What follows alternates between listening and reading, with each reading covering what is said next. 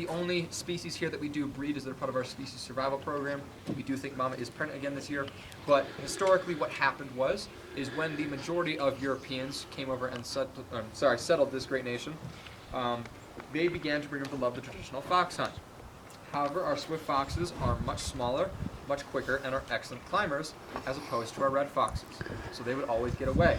So they began to bring these guys over and breed them so they could hunt them. However, a couple did get away, and since they are super, super smart, they began to breed like wildfire and are very much now the dominant fox that we do have here in the United States and are very territorial and are excellent rodent control, eating about 900 rodents per year per fox. So that being said, guys, in the wild, Nevada, that fluffier one, he'll be known as a dog since he's a male.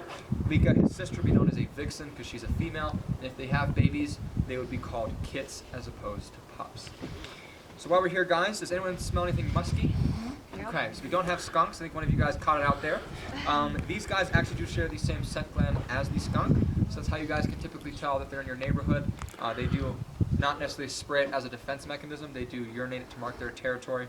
And another way you guys might be able to find out if they're in your own little suburban area is their calls. So Lika here, being a female, or a vixen, has what is known as the vixen scream.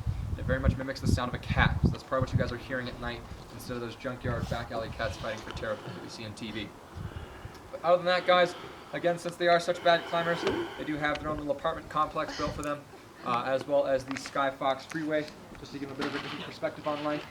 And for those of you here who, again, are Colorado residents, you can now say you have seen the longest covered bridge in the state of Colorado. We are in the historic district for it, and it does glow purple at night. So that being said, guys, while we're here, does anyone have any questions about our red foxes? I have a quick question. Yeah. Because, you know, we did, when we came in, notice that they were both on the other side. Yep. We seen that this was constructed to so they could transverse from one section to the other, which obviously took quite a bit of training. Sure. But it was funny how a certain part of right before we started the tour, they both made it over here. Yeah. Is that because they know that this is obviously the time? Yeah, so they